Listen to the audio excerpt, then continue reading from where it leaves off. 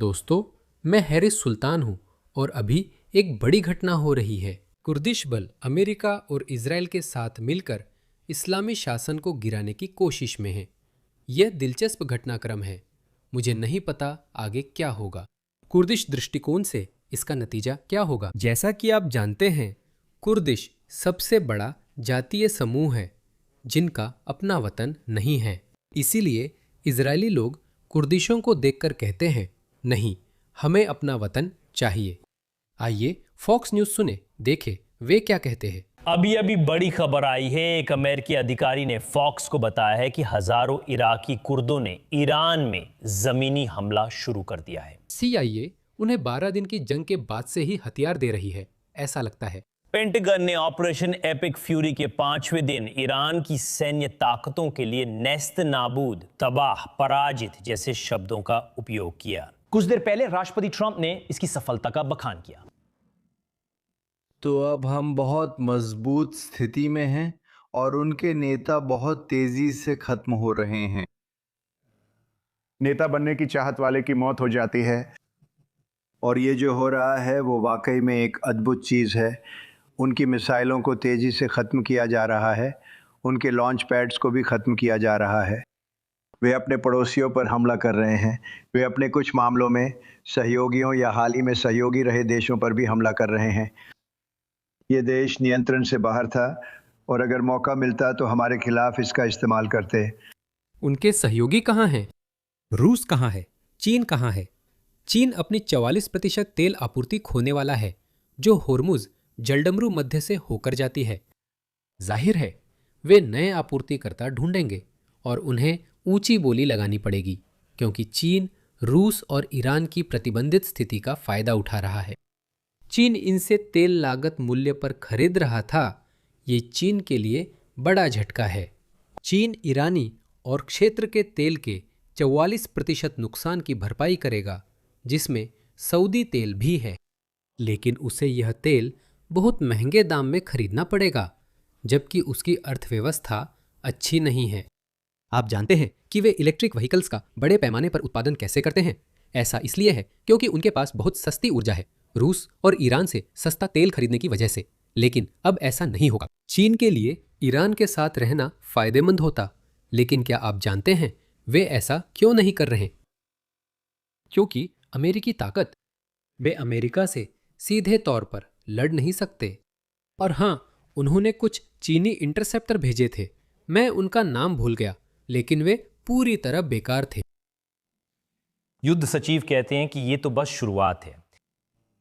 हम तो अभी बस शुरू ही हुए हैं। हम रफ्तार बढ़ा रहे हैं, घटा नहीं रहे।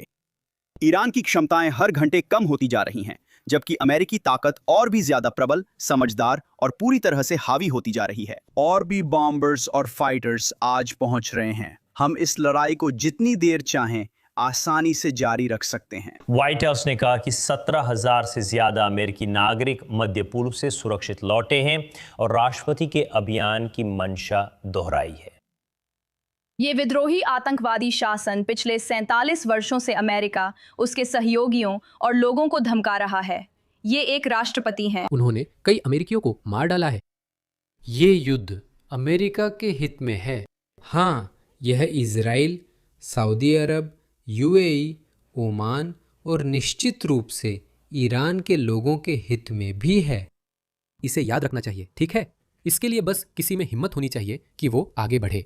मैं एक प्रोफेसर को सुन रहा था और वे कह रहे थे, देखो, और तुम्हें पता है, तुम्हारा विश्लेषण ऐसा होना चाहिए। ये पूरी तरह से गैर राजनीतिक होना चाहिए। वे बोले, रोनाल्ड रीगन के समय से हर राष्ट्रपति ईरान से युद्ध कर सकता था, क्योंकि वहाँ की इस्लामी सरकार अमेरिका विरोधी है। मैं तुम्हें एक क्लिप दिखाता हूँ।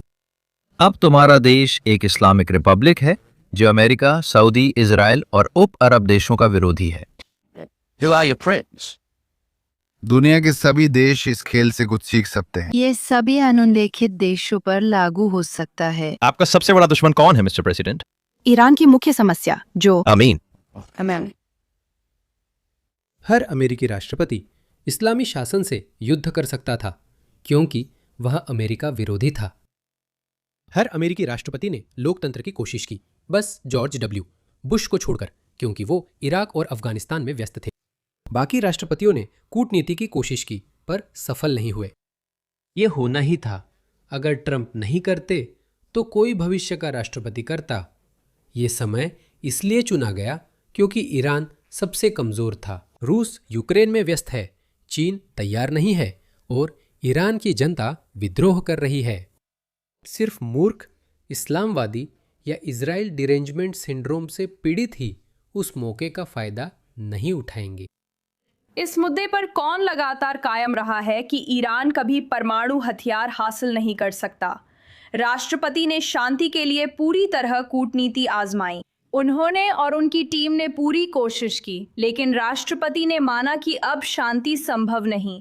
ईरानी शासन मौत और विनाश चाहता है। वे अमेरिकियों को मारना चाहते हैं, जो राष्ट्रपति के लिए अस्वीकार्य है। कमांडर इन चीफ के रूप में वे इसे बर्दाश्त नहीं कर सकते।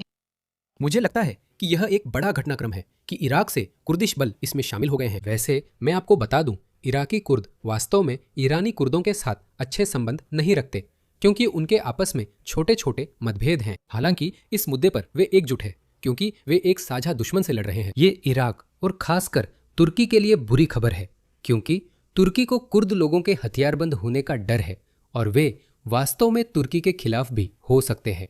तो मुझे नहीं पता, मैंने उस मामले में किसी का पक्ष नहीं लिया है। मुझे नहीं पता। मुझे हमेशा कुर्द लोगों के लिए दुख होता था, क्योंकि मैं आपको यह दिखाता हूँ, कुर्द लोग यहाँ हैं, लेकिन उनका अपना देश नहीं है। तो वे पश्चिमी ईरान, उत्तरी इराक, पश्चिमी सीरिया में हैं और जाहिर है तुर्की के पूर्वी हिस्से में, लगभग आधे पूर्वी तुर्की में भी है। ये तुर्की के लिए बड़ी बात है। अगर इराक और ईरान के कुर्द यहाँ मजबूत ठिकाना बनाते हैं और अमेरिकी हथियारों से पूरी तरह लेस होते हैं, तो वे तुर्की के लिए खतरा हो सकते हैं।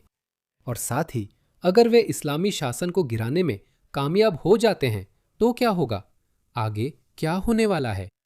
ईरानी लोग स्वतंत्र या उग्रवादी कुर्दिस्तान को कैसे स्वीकारेंगे? मुझे नहीं पता।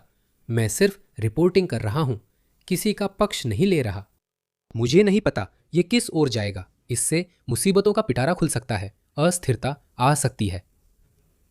लेकिन कभी कभी अस्थिरता होना जरूरी होता है, क्योंकि आखिर ये लोग कब तक सीरिया, इराक, तुर्की और ईरान की दया पर जीते रहेंगे? कितने समय तक? तो मुझे नहीं पता। इस समय हमें बस अपनी नज़र उस लक्ष्य पर रखनी चाहिए जो है इस्लामी शासन का पतन।